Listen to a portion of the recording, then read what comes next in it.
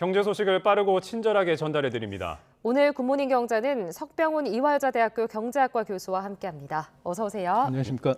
자, 교수님.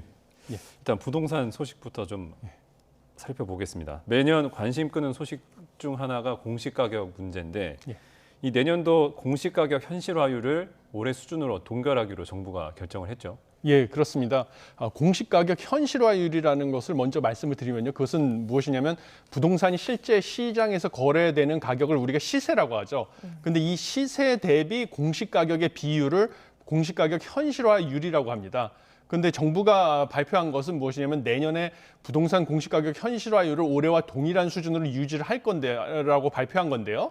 올해 공시가격 현실화율이라는 것이 원래 문재인 정부에서 2020년부터 공시가격을 점점 시세하고 비슷한 수준으로 끌어올리겠다고 계획을 발표를 했었는데 그 계획 발표 전인 2020년 수준으로 되돌린 것입니다.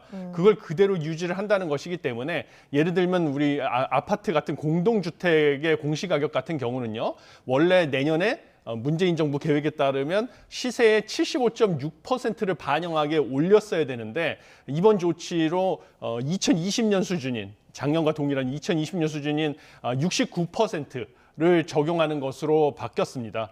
그래서 사실 여러 가지 이유가 있는데 가장 큰 이유는 지난해 집값이 급락을 한 지역들이 있었죠. 그러다 보니까 공시가격이 실거래가보다 오히려 더 높아서 국민들의 불만도 많았고 부담도 컸던 것, 이런 것을 감안한 조치로 보입니다.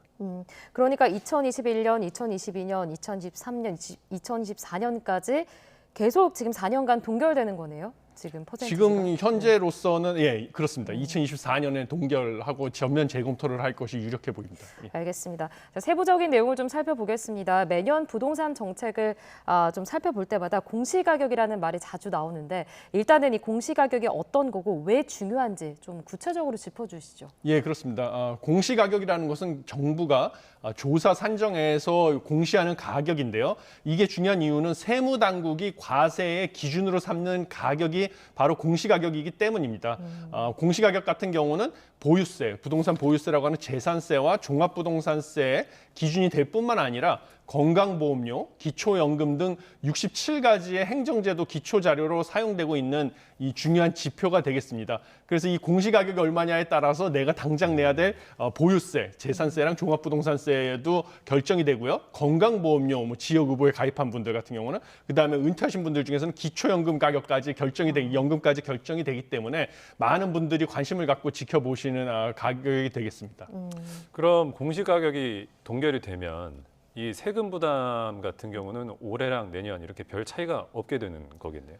지금 현재로서는 그럴 가능성이 큽니다. 우리가 부동산의 보유세를 결정할 때는요, 공시가격을 먼저 결정을 하고요. 공시가격에다가 일정 부분을 갖다가 할인해주는 공시가격 할인해주는 비율이라고 해서 지금은 60%인데 그 60%를 곱해서 거기에다가 부동산 보유세율을 곱한다는 것이 이제 세금이 되겠습니다. 거기서 일부 물론 공제되는 금액도 있는데요. 그래서 중요한 것은 세율이 변하지 않아도 공시가격이 변하게 될 경우에는 내가 내는 보유세 부담 자체가 달라지는데 공시가격이 동결이 된다고 한다는 것은 결국은 지금 세금 부담 역시 올해와 큰 차이가 없게 되는 것입니다. 그렇지만 내 지역에서도 세금이 부담이 변하지 않느냐, 이거는 또 사실과 다르거든요. 왜냐하면 지금 올해 평균적으로 전국 주택 가격은 전년 대비 0% 그러니까 변화가 없는 것으로 보이지만요. 지역에 따라서 주택 가격이 상승한 지역이 있고 하락한 지역이 있습니다.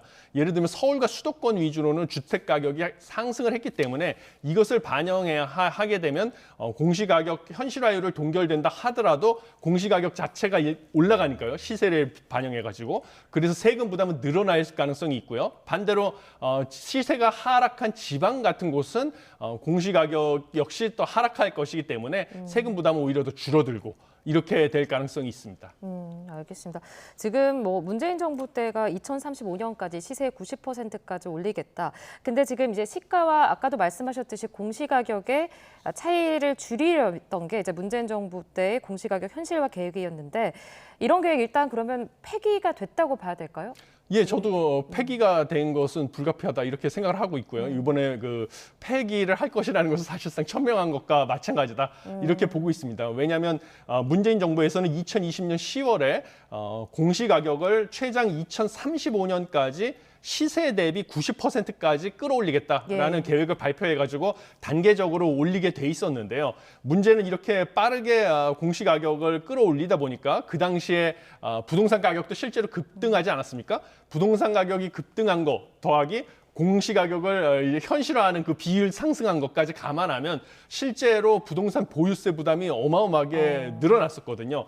그래서 국민들의 불만 제기도 많았었는데 이런 차원에서 보다 보니까 특히 부동산 가격이 작년처럼 급격하게 하락하는 경우는 공시가격이 시세와 너무나 근접한 상황이다 보니까 시세가 급격하게 하락을 하면 공시가격이 오히려 시세보다도 더 높아지는 그런 역전 현상까지 발생을 했습니다. 그러니까 보유세를 납부하는 사람들 입장에서는 조세 저항이 더 강해질 수밖에 없는 상황이었기 때문에요. 이런 것을 감안해서 지금 공시가격 현실화 계획을 갖다가 원점에서 재검토를 하겠다라고 천명을 한 상황입니다.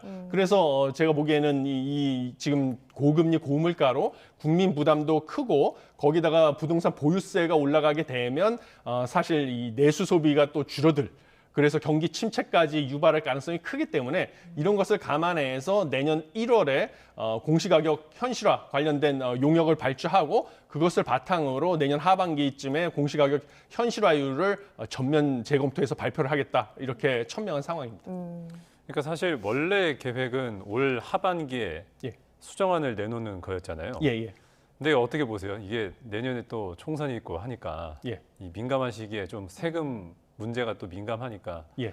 총선을 앞두고 좀 미룬 게 아니냐 이런 해석이 나오는데 어떻게 보십니까? 예, 뭐 그럴 가능성도 충분히 있습니다. 사실 뭐 세금 더 올라간다고 했을 때 기분 좋을 유권자들은 아무도 없거든요. 그래서 그거를 고려한 조치라고 볼 수도 있는데요. 무엇보다도 원래는 이 공시가격 현실화율 그 계획에 따라서 현실화를 빠르게 하다 보면 지나치게 보유세 부담이 빠르게 급증하는 현상이 있을 수 있고 작년 같이 가격이 빠르게 하락한 시기에는 오히려 공시가격보다 시세가 낮아져서 또 납세자들한테 불만이 제기되는 그런 문제점이 있었기 때문에 이것을 개편하는 것은 불가피했었습니다. 그래서 원래는 그 공시가격 현실화를 시세 대비 80%, 90%가 아니라 80%로 낮추는 방법, 그 다음에 2035년까지 이렇게 달성하는 게 아니라 더 늦게 그 시점을 늦추는 것들도 고려가 됐었는데요. 문제는 실제로 고려하려고 했던 것을 봤더니 생각보다 고쳐야 될 부분이 너무 많아 보여가지고 정식으로 외부의 용역을 또 발주를 추가로 하고 여러 가지를 검토해서 전면 재검토를 하다 보니까 발표 시점이 늦어진 불가피한 측면도 있었습니다. 그래서 두 가지 측면이 다 있다고 보입니다. 전면 재검토의 필요성이 밝혀졌고 거기다가 추가로 내년 총선에서 세금이 올라가지 않는 것이 또 유리하기도 하고 이런 뭐 여러 가지 요인이 복합적으로 작용한 결과라고 보입니다. 알겠습니다. 부동산과 직접 연관된 내용을 말할 때 항상 빠질 수 없는 게 가계 빚 문제입니다. 고금리가 지금 상당 기간 이어지고 있는데도 지금 빚이 굉장히 사상 최대 기록을 세웠다는데 지금 계속 이렇게 빚이 왜 늘고 있는 건가요? 예, 빚이 늘어나는 가장 큰 이유는 부동산 시세, 주택 가격의 상승에 대한 기대가 꺾이지 않았기 때문입니다. 이번에 가계신용, 한국은행에서 발표한 가계신용이라는 것은 결국 은행, 보험사, 대부업체 등에서 받은 대출에다가 결제 전에 카드 사용 금액, 외상 구매한 판매 신용이라고 하죠. 이걸 더한 포괄적인 가계 빚을 나타내는 지표인데요. 9월 말 기준으로 가계 신용 잔액이 1,875조 6천억 원이 돼가지고 2분기 말보다 오히려 0.8%, 약 14조 3천억 원가량 증가를 한 사상 최대 규모가 됐습니다. 근데 이게 가장 큰 원인은요, 무엇보다도 주택담보대출이 급증을 한 탓입니다. 주택담보대출도 17조 3천억 원이나 급증을 하면서요, 1,049조 1천억 원으로 또 사상 최대 기록이 됐거든요.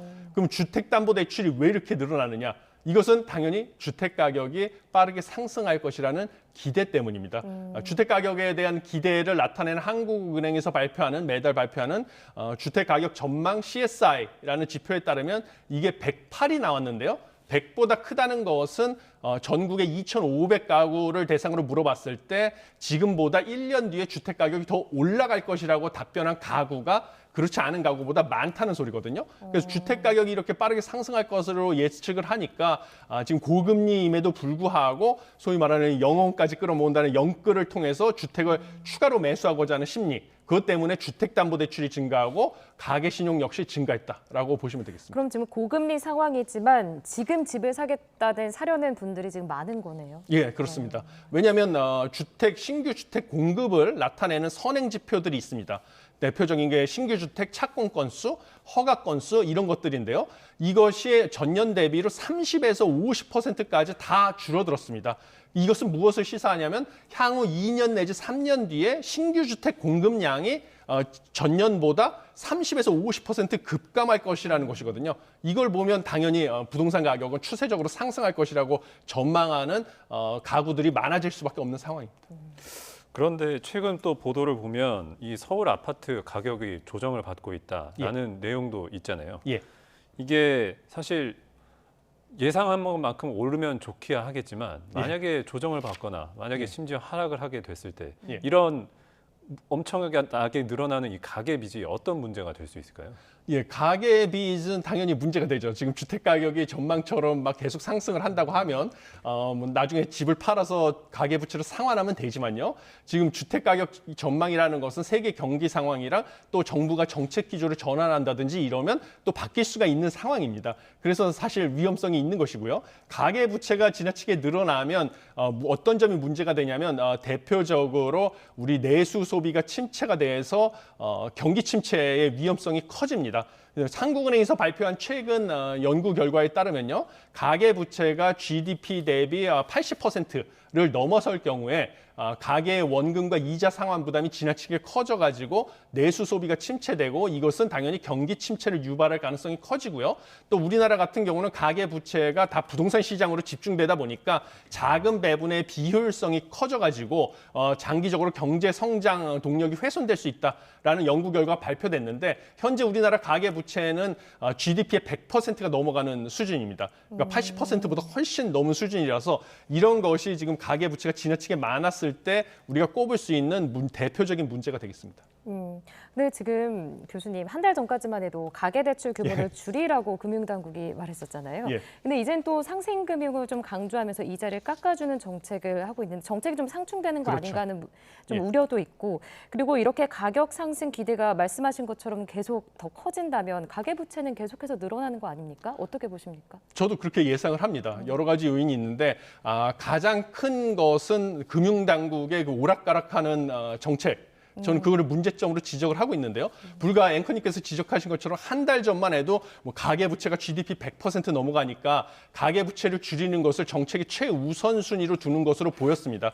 그래서 매주 금융당국 관계자가 5대 은행 관계자들하고 모여가지고 대출금리의 부분 일정 부분이 되는 가산금리를 갖다가 정상화해라. 그래서 가산금리를 올리는 방식으로 대출금리를 끌어올려서 가계부채를 줄이게 유도를 했었는데요. 한 달 사이에 정책 기조가 바뀌어가지고 상생금융을 하라고 이제 어제도 뭐 8대 금융지주 관계자들을 만나가지고 소상공인, 그다음에 자영업자, 또 뭐 금융 취약계층 을 대상으로 금리를 감면해 주라는 식의 압박이 있었습니다.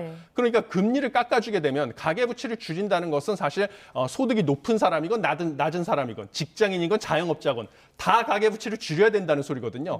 그런데 가계부채를 줄이라고 한 달 전에 했다가 다시 일정 계층에 대해서는 빚을 깎아주라고 하면 이 금리를 깎아주라고 하면 당연히 가계부채가 줄어들지 않겠죠. 가계부채가 줄어들지 않고 그다음에 부동산 가격은 여전히 상승할 것으로 예상되는 데다가 최근에 미국의 소비자 물가지수 상승률이 빠르게 하락하면서 미국도 기준금리 인상이 종료됐다. 한국도 기준금리 인상이 종료됐다. 앞으로 기준금리 내려갈 일만 남았다라는 인식이 확산되는데 당연히 가계부채는 더 늘어날 것으로 보입니다. 네, 알겠습니다. 끝으로 이제 미국 증시 상황도 한번 짚어주시죠, 교수님. 예, 미국 증시는 간밤에 가장 중요한 이슈는 FOMC 회의 의사록이 공개가 된 점입니다. 근데 FOMC 회의 의사록에 따르면 기준금리를 추가로 언제 인하할지 이런 시점에 대한 논의가 전혀 없었다는 사실이 보도가 됐습니다. 그리고 아직도 그 물가 상황이 다시 물가 상승률이 반등할 수도 있기 때문에 기준금리를 추가로 인상할 가능성도 배제할 수 없다. 뭐 이런 식의 언급도 있었는데요. 그렇지만 이것도 시장에서 이미 충분히 예상했던 바입니다. 그래서 그 뉴스에 비해서 3대 지수의 하락폭은 크지 않았습니다. 그리고 뭐 중요한 것은 소매 판매 업체들의 실적이 예상보다 부진했거든요. 그래서 주택자재를 판매하는 로우즈라든지 그다음에 베스트바이 가전제품을 판매하는 업체인데요. 이 실적이 부진하면서 소매 업체들 위주로 주가가 떨어졌는데 이것은 미국도 고금리 기조가 지속되면서 결국은 소비자들이 신용카드 부채도 늘어나고 연체율도 늘어나고 이러다 보니까 지갑을 닫고 있다. 소비 지출이 줄어들고 있다는 신호로 보여서 결국은 이거는 물가가 더 빠르게 떨어질 것을 시사하는 상황입니다. 그래서 이렇게 주가가 하락했습니다. 소폭. 네, 알겠습니다. 오늘 굿모닝 경제는 여기까지 듣겠습니다. 지금까지 석병훈 이화여대 경제학과 교수와 함께했습니다. 교수님 고맙습니다. 고맙습니다. 감사합니다.